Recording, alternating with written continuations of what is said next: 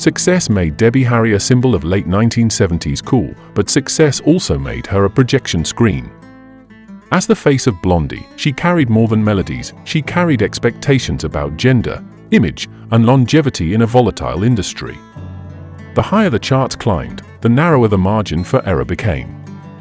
In America, we often celebrate reinvention, yet we quietly demand consistency from those we elevate. Harry's career sits at that tension point between acclaim and scrutiny. If you value thoughtful cultural analysis, like, subscribe, and share your perspective in the comments below. The first defining breakthrough in Debbie Harry's career arrived in 1978 with the release of Parallel Lines, the third studio album by Blondie. Until that moment, Blondie had been a respected presence in New York's club scene and a modest chart performer overseas. But they were not yet a dominant force in American popular music. Parallel Lines changed that equation decisively. Produced by Mike Chapman, the album refined the band sound without stripping away its edge. The single Heart of Glass reached #1 on the Billboard Hot 100 in 1979 and sold millions of copies worldwide. At a time when radio formats were rigidly divided, rock on one side, disco on the other, Blondie crossed the line. The track's fusion of new wave attitude with dance floor precision was not accidental experimentation, it was disciplined construction. That crossover mattered in an industry still wary of genre hybridity. The timing was critical. Punk's raw energy had begun to fragment, disco faced cultural backlash, and mainstream audiences were searching for something modern yet accessible. Harry stood at that intersection. Her presence allowed the band to navigate pop visibility without abandoning downtown credibility. In doing so, she became one of the first women to front a band that competed directly with male-led rock acts on commercial terms rather than niche appeal.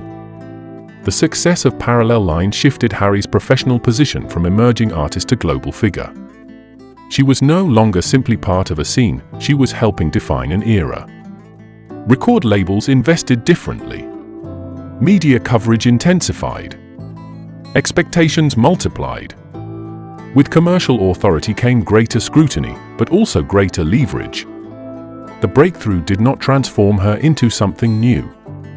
It validated what had been building for years: craft, persistence, and strategic risk-taking aligned at the right historical moment. If this perspective adds depth to your understanding, consider subscribing and joining the conversation below.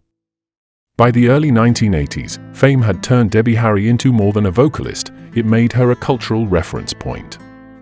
With that visibility came intensified media scrutiny. Interviews frequently focused on her appearance, her role as a woman fronting a successful band, and the dynamics within Blondie rather than purely on musicianship. Harry's response was neither confrontation nor retreat. Instead, she adopted a composed, controlled public presence that allowed her to remain visible without becoming reactive. One of her most effective strategies was selective engagement. She participated in mainstream press cycles but avoided overexposure. Her onstage persona remained confident and stylized, yet in interviews she often redirected attention to the collaborative structure of Blondie, emphasizing the band rather than cultivating a purely solo celebrity narrative. This preserved internal balance while subtly reinforcing that Blondie was a working musical unit, not simply a vehicle for image. As commercial expectations rose, so did the pressure to repeat formulas. Rather than locking into a single sound, Blondie continued to experiment, incorporating reggae influences into The Tide Is High and pioneering mainstream rap crossover with Rapture, which became the first song featuring rap vocals to top the US charts. These were not reckless pivots, they were calculated expansions. Harry positioned herself at the frontier of evolving genres while maintaining accessibility to radio audiences. When the band dissolved in 1982 amid declining commercial momentum and Chris Stein's serious illness, Harry faced a pivotal decision. She could have leaned fully into nostalgia or attempted to replicate prior success. Instead, she diversified, pursuing a solo career and taking film roles in projects such as Videodrome and Hairspray.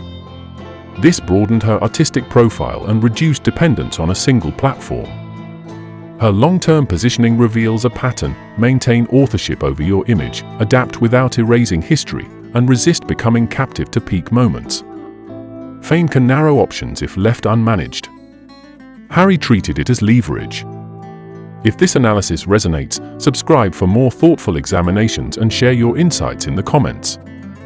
As the volatility of early stardom settled, Debbie Harry entered a phase defined less by visibility and more by control. The dissolution of Blondie in 1982 forced a structural reset. Rather than compete directly with her own past, Harry recalibrated her role within the industry. Her solo work in the 1980s and beyond was not designed to replicate the commercial scale of parallel lines. Instead, it allowed her to experiment without the expectations attached to Blondie's brand. Albums such as Cuckoo and later releases demonstrated a willingness to collaborate with producers outside her earlier circle, broadening her creative vocabulary. This shift reflected a strategic understanding: longevity depends on adaptability, not repetition. Simultaneously, Harry expanded into film. Her performances in projects including Videodrome and John Waters' Hairspray placed her within distinctive cinematic movements rather than conventional mainstream casting. These choices reinforced her credibility within avant-garde and cult cultural spaces. Acting did not dilute her musical identity, it diversified her artistic equity. By the late 1990s, the reunion of Blondie signaled another recalibration. The 1999 single Maria reached #1 in the UK, demonstrating that legacy status could coexist with contemporary relevance. Crucially, the reunion occurred on terms shaped by experience. The band operated with greater awareness of financial management and contractual structure than in its early years, reflecting lessons learned from earlier instability. Harry's memoir, Face It, 2019, further illustrates this phase of career control. By documenting her history in her own voice, she consolidated narrative authority. Autobiography, in this context, functions as brand governance, clarifying the record while strengthening personal legacy. The defining characteristic of this period is authorship. Harry transitioned from being primarily the image of a band to becoming a curator of her own cultural footprint. The maturation of her career is not marked by louder visibility, but by deliberate stewardship, an artist choosing how, when, and under what conditions her work re-enters public space. In the later chapters of her career, Debbie Harry demonstrated that sustainable fame often requires selective withdrawal rather than constant expansion. After the intense touring cycles and commercial pressures of Blondie's peak years, she became more deliberate about when and how she appeared in public. The pace of output slowed, but the intention behind each project sharpened. Visibility was no longer the goal, continuity was. One of the most consequential personal decisions occurred in the early 1980s when she stepped back professionally to support Chris Stein during his battle with a rare autoimmune disease. That pause interrupted momentum at a critical commercial moment, yet it reflected a reordering of priorities. Career acceleration yielded to personal responsibility. For an industry that often rewards relentless forward motion, the choice signaled independence from its tempo.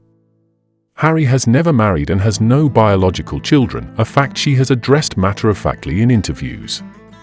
Rather than framing her life through traditional domestic milestones, she has emphasized autonomy and creative partnership. This clarity of self-definition allowed her to avoid the tension many public figures face when private expectations collide with public narratives. She did not construct a persona around family life, nor did she cultivate absence as mystique. She simply maintained boundaries. As the decades progressed, she continued performing and recording with Blondie, but without chasing ubiquity. Appearances became selective, tours structured, and collaborations intentional. Her public demeanor evolved from youthful provocation to seasoned authority. The image remained recognizable, yet it matured alongside her audience. Sustainable fame depends on understanding that identity cannot remain frozen at its most commercially profitable moment. Harry resisted becoming a permanent artifact of the late 1970s. Instead, she allowed aging to be visible, experience to inform perspective, and legacy to coexist with present work.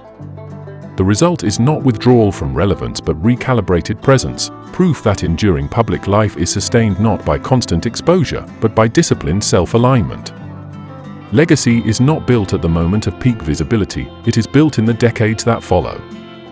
The enduring significance of Debbie Harry lies not simply in chart-topping singles or iconic imagery, but in the architecture of a career that absorbed volatility without collapsing under it. As the frontwoman of Blondie, she helped shape a pivotal era in American music. As an individual artist, she demonstrated that longevity requires recalibration as much as talent. Her story clarifies an important distinction about success. Commercial breakthrough can elevate a career, but it does not guarantee durability. Harry's early triumphs established visibility, her later decisions preserved credibility. By navigating genre shifts, industry downturns, financial hardship, and personal realignment, she illustrated that reinvention is most powerful when grounded in self-knowledge rather than trend-chasing. Autonomy is the second enduring lesson. Throughout her career, she resisted being reduced to a single narrative, whether as a symbol of punk glamour, a crossover pop figure, or a nostalgia act. Strategic pauses, diversification into film, authorship of her own memoir, and carefully structured reunions all reflect conscious control. She did not withdraw from public life, she shaped its terms. The third lesson concerns sustainability. Sustainable careers are rarely linear. They move through expansion, contraction, reassessment, and renewal. Harry's trajectory affirms that aging within a public profession does not require erasing one's past or clinging to it. It requires integrating it. That integration of youth and maturity, risk and restraint, forms the core of her professional endurance. From a balanced analytical perspective, her influence may not rest on virtuoso musicianship alone, nor solely on cultural symbolism. It rests on synthesis. She combined image, collaboration, adaptability, and discipline into a framework that allowed her to remain relevant across 5 decades. For audiences who value substance over spectacle, her career offers a steady reminder: achievement matters, but authorship matters more. If this reflection resonates, like, subscribe, and share your thoughts in the comments below.